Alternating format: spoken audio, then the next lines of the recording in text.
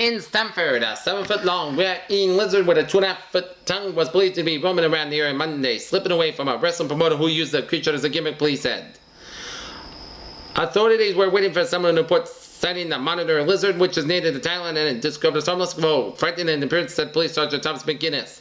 They have known it would be safe, but they may have too much to drink, said McGuinness, who has taken some good-natured kidded and Stratford officer referred to him as Sergeant Lizard McGuinness. I just heard from the staff from the ship. Let's just say that they're talking at the moment. The lizard was reported missing by its unidentified owner Saturday night, but unknown whether it's like what a creature that escaped in the west possible that wandered into the nearby New York City. McGuinness said.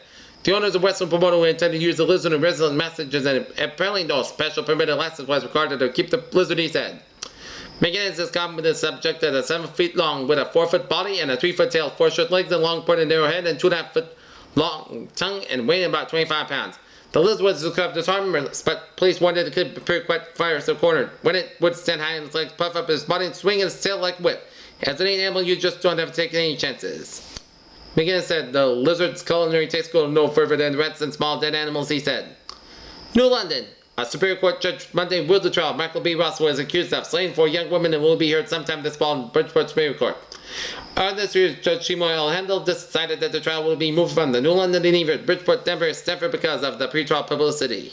Handel concluded that the best location of the trial would be Bridgeport. The judge said that this was the first time to be moving the trial out of New London County. No trial that has been set yet. Ross 26 said Jewett City is facing 8 counts of capital felony murder in connection with the stains of Wendy L. Barabalt, 17 in Lisbon, Robin Smansky, 19 of Columbia, and Leslie Shelley, 14 of Urbanas, 14 for Griswold.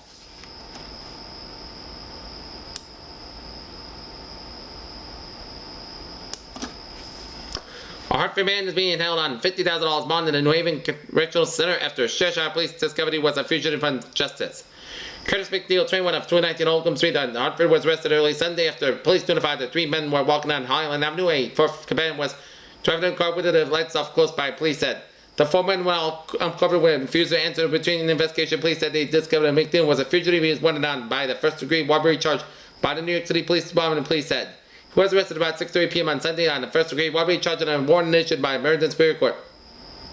Police said John D. Jackson, 25, at 231 Ridgefield Street in Hartford, the driver of the car was charged with failure to have his lights on and carrying weapons in a motor vehicle. Police said that the butt of a handgun was seen in the back seat of his car when they were questioned. Jackson was released on a $1,000 bond, and police said investigating arrested officers were Lieutenant Myron Werner and officers Robert Sage, Paul Krebitz, and Kerry Deacon, and Richard Perrin, and Richard Novi. In Moscow, Soviet leader Mikhail Gorbachev Monday extended his Euro nuclear test moratorium until January to appeal to President Reagan to start a test ban treaty at a Power Summit later this year. Gorbachev awarded a Washington not to consider his move as a sign of weakness to use a half-hour national television speech to announce that the Soviet Union had extended its moratorium for the first time since until January 1987 was the first announced late August. The Soviet Union's covenant that agreements on anti-nuclear tests can be reached speedily and signed already this year at the Soviet-American Summit meeting, Gorbachev said. I appeal to President Ronald Reagan to take another impartial view of the present situation, brush aside everything superficial and to overcome misconceptions with regard to the Soviet Union's foreign policies, he said. The Reagan administration now in this business has a lot of propaganda. The Gorbachev renewal of the nuclear test ban and its invitation for the United States in particular participate. On nuclear test moratorium does not the security and interest of the United States and our friends and allies, said White House spokesman Larry Speaks. Citing in the Soviet dominance and the weight of payload per missile. Before President first test ban and last year. Testifying in the United States Speaks said it is a key element of not being deterrent. Nuclear explosions are necessary for eventual development of the X-ray laser critical to the success of President Reagan's past strategic defense initiative. However, U.S. reaction was swift to the State Department in development a halt of a dismissing U.S. nuclear tests and not interested in allies. Although Speaks was that a mutual test would have been will not Star Wars test, and we would have to see fixation capability before we would agree on any ban. A senior administration official speaking on condom says he did not name it with these a lot of propaganda this announcement. Extending in the moratorium does not cost them much. On the other hand, the United States clearly cannot enter in that. He said the official continued we do see a lot of technical winning of world opinion and play leading up to the assumption of the arms limitation talks in Geneva. It's just another step to try to see as affection and influence of our European allies would have been solid to support of the U.S. position, official said. Speaks said modernization of U.S. forces included in testing nuclear new devices and a condition of successful arms control talks. It was the first indication that Gorbachev had agreed in Washington 7 at the end of the year and showed that he intended to make his appeal for the test of treaty and seven piece of the meeting that eventually would obviously be rain real.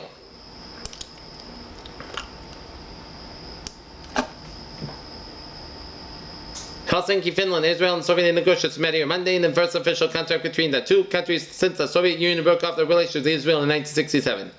But in a meeting which had been widely seen as a possible beginning of a new phase in the relationship between the two countries and ended up to 90 minutes, Soviet negotiators apparently abandoned an early understanding that the meeting would be in neutral capital would be held over the next 2 days. An Israeli spokesman said nonetheless that the meeting had been candid and corrected. The two sides said they would agree to continue contacts in the future. The Soviet negotiators at the meeting seemed to be indicated willingness to continue in contact with Israel by a suggestion that the Soviet delegation would visit Israel in October to look into what they called consumer managers and to inspect Soviet-owned property in Israel, personal buildings and be.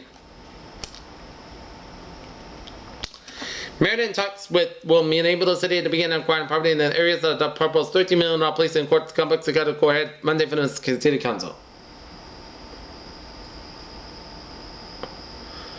Acting on a recommendation from the Finance Committee, the Council authorized the Meriden Economic Development Corporation, the city's agent for the project, to start negotiating sales agreements to the owners of 11 properties that are 2-block area along West Main Street. The council set aside $780,000, which will be used to put deposits on individual parcels and to pay for this relocation of families and businesses. The council action signals a formal start of the relocation effort. Medical now can send out notices to residents of 34 apartments and the owners of 11 businesses and telling them that they must be moved so demolition can begin. Medco Executive Director Randall Kennebeck said on Monday that the notices go out the next week.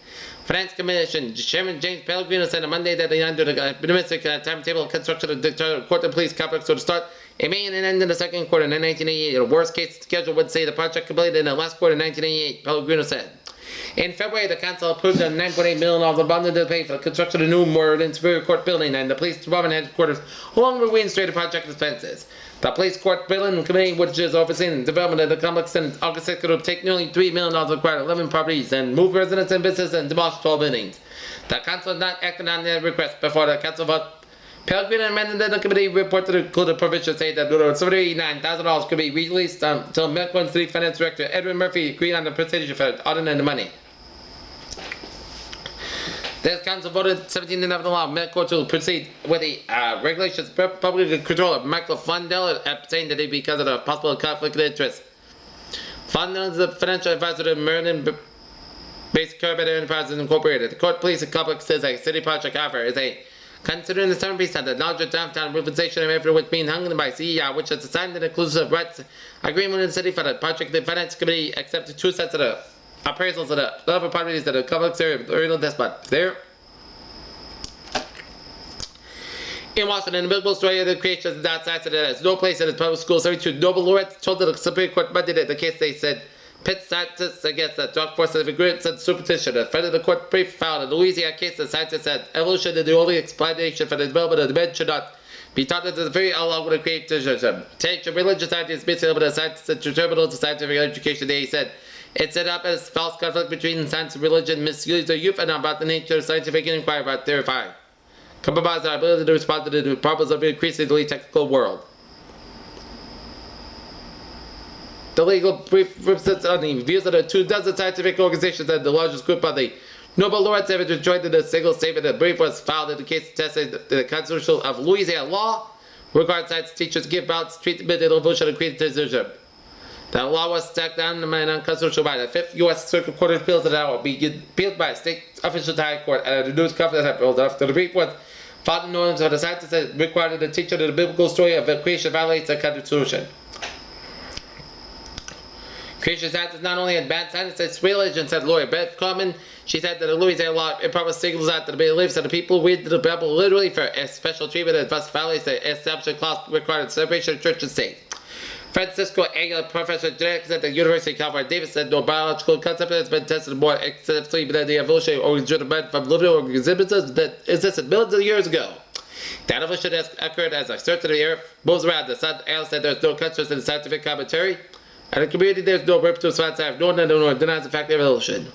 Creation science is a meaningless phrase, that said Harvard University biology professor Stephen Gould. Creation science says that break as science and therefore has no place in the schools. The scientist involved in the court case was interviewed by Berg Gelman, a 1969 Nobel Prize winner in physics, who sent a letter to all living Nobel laureates telling them about the Louisiana law. It happened at the science center to defend itself against the dark forces of ignorance and superstition. Gelman said, the Louisiana state should represent an attempt to legislation for a century. The science quest was a beyond a particular kind of fundamentalist religion dressed up as a science. Kristen Anderson won the Nobel Peace Prize in chemistry in 1982, said evolution.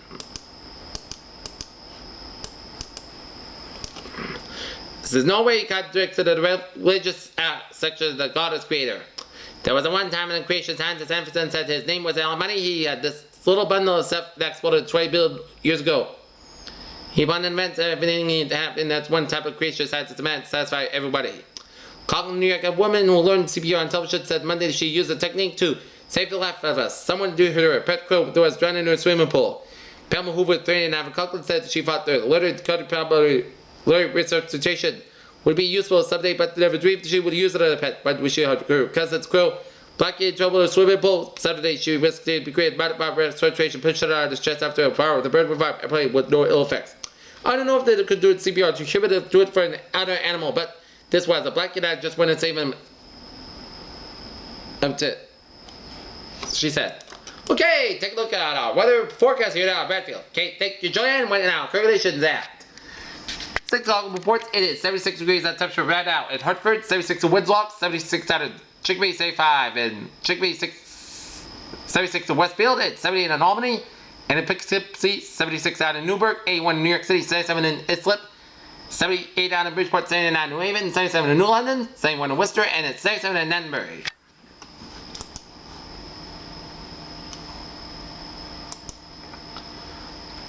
Current conditions around the country show some light rain up in the northern New England, but otherwise a pleasant day. It's highs over Colorado and up in Quebec, and lows over some desert southwest and station front down for Alabama and Georgia and coast from the Carolinas up off the New England coastline here.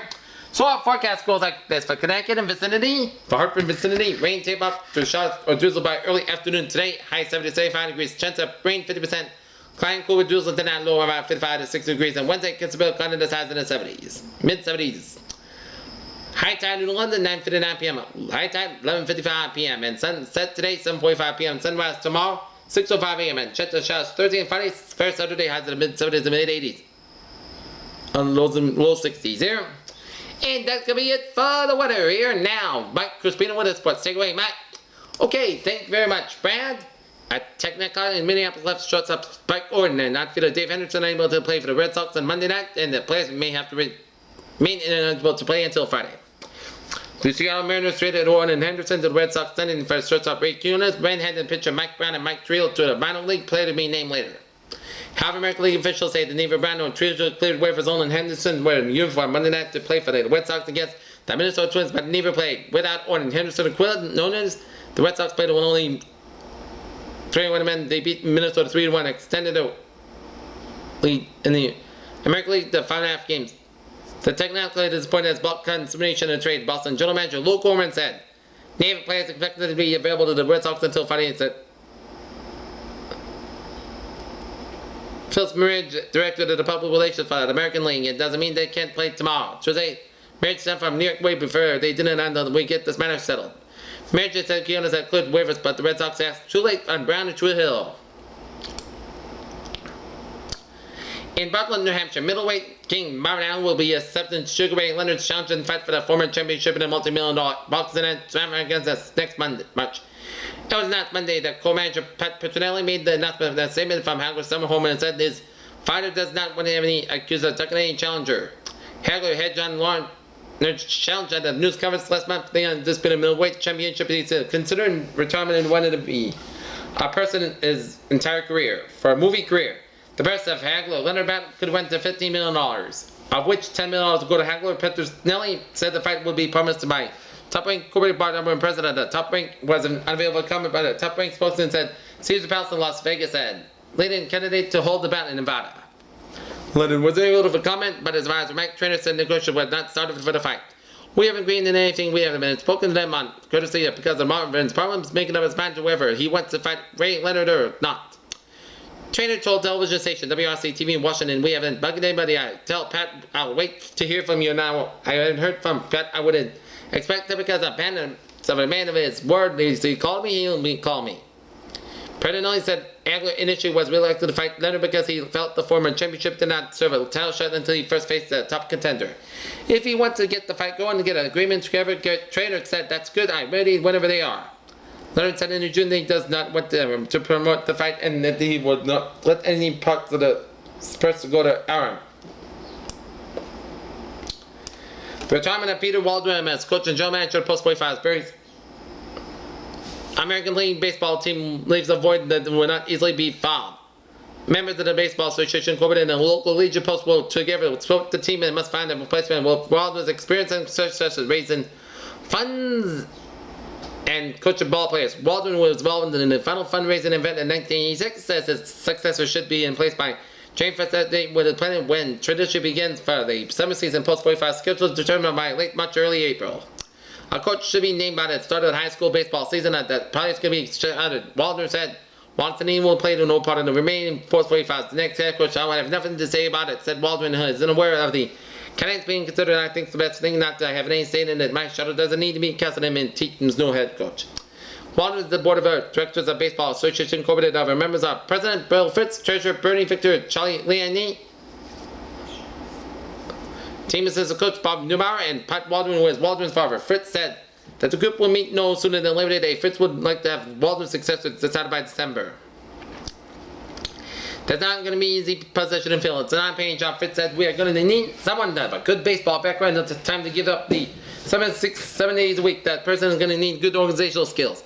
Peter Waldron says a budget of $7,000 to $8,000 in need for the bare essentials. This total covers baseballs, umpires, and fees, and insurance and team banquet bus and transportation for some equipment and uniforms. For instance, the team has used 216 baseballs and $36 each this season. Umpires are $55 a game and $500 when needed for the maintenance of the field, and for $275 of field supplies, bus trips away games, and a $2,000 experience.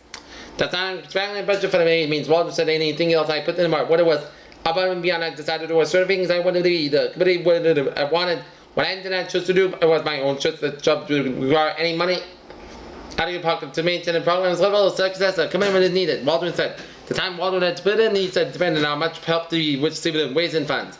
Most of the people who have helped raise their money are parents of the players or the parents of the past players. The legislature gives support to the necessary basis, which is one of these. Lay field, if a major item comes up with it, put the money in, and Waldron said the team sponsor, Berry Package Stores, purchased all of the original uniforms for $3,500 for 5 years of sponsorship.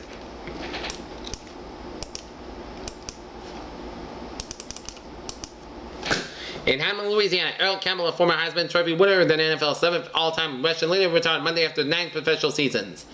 Campbell was with his 3rd year in the New Orleans Saints with his 593 yards shot of 10,000 career Russian yard records.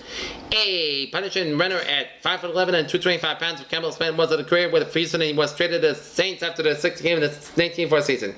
Campbell 31 off the slow knee surgery before that season. That is the best thing to me and the Saints, said Campbell by Saints coach Jim Ward, President Jim Finks. Pro football has done a great deal for me, and I'm happy I played it longer than I did. It's time to know Cowboy got in things. I've been watching my buddy's reactions, and I just was recovering as fast as I used to. I can't give it any best, but I might as well not do it. And Campbell had a slow start last year, but he helped the Saints to victories against Minnesota and the Rams near the end of the season. He gained 160 yards of the team record of 35 carries against the Vikings. And Campbell gained 76 yards on 25 carries for a 3.1 average in the Saints' first 2 exhibition games this season. And they spent more than 6 seasons with it. Also gained more than 1,300 yards in the 5 of these season. Campbell retired 6th and 8th, gained 1,034 yards in 1980 and averaged about 5.2 yards a carry. He had 4 200-yard games of the season. NFL career also included 40 100-yard performances. When I was in Chicago during Campbell's time, there was a better back in the National Football League. Park said he would be in Kenton, Ohio, the location of the NFL Hall of Fame someday. Maureen Campbell said without a doubt was one of the greatest backs in the history of the NFL. He was the best in his prime. Was awesome. He could do it all. You had to get a lot of people around the football to stop him. He can still play. It's like Arnold Palmer will never be the golfer he used to be. The game of the football experience and lost today. With a time in Earl Campbell, there was the guys a lot has busted his tail and does it with a lot of pride. Campbell won the Heisman Trophy as a senior University of Texas West for 4,444 yards in his 4th season with his Longhorns despite missing 7 games a year. Campbell was named the Southwest Conference's Players of the Decade in the 1970s. Here, Buffalo, New York, Jim Kelly signed a 5-year, $8 million contract with the Buffalo Bills Monday, making him the highest paid player in the NFL history. Kelly will pass for 83 touchdowns in 2 seasons with USFL Cyrus, and Gamble is expected to take part in the first workout with the Buffalo Bills on Tuesday at the Virginia State College training camp. I can say that I'm finally here at Kelly stood to a news conference to announce the signing. I'm an athlete, I'm a competitor, whatever the situation is, I'll give it 100%. My arm is in shape, I've been working out, I plan to go and depend on what the coaches think I'm ready. Bell's coach Hank Ball said that he was looking for a 4.5. Kelly's ready for the upcoming NFL season, I think he wants to win. Blow said former coaches said that Jim Kelly is a great leader, he likes to throw, he enjoys the game of football. Kelly's our future. Kelly is 6'3" and 250 pounds, was Buffalo's first round choice in 1982, but he signed with the Gambles at the University of Miami. AJ Fagan, one of Kelly's agents, said that the contract was for $8 million and escalation clause dependent on Kelly's performance with Buffalo and wherever the salaries of other NFL quarterbacks played is. The agreement was reached during a 10-hour negotiation session in Houston again on Sunday and in early Monday. Kelly's contract topping at a $1.3 million salary of our quarterback Joe Montana at the San Francisco 49ers. Bills owner Ralph Wilson Jr. and general manager Bill Collins, along with other team officials, said to Houston over the weekend in the proposal to deal with Kelly and his agents, Great listening Fagan. The parties watched Saturday night's Bills Houston Roads exhibition game in Astrodome as Kelly saw $10 million in the 5 years played for the Bills, who are coming off 2 straight 2-14 seasons and need quarterback help. And that's coming in Friday. 30 News, 6 p.m. reporting this Tuesday, August 19, 1986. Joining next alongside Brad Field and Frank Christmas, and have a good evening. Coming next will be MC Night with Tom Barker. We'll see you at 11. Have a good evening.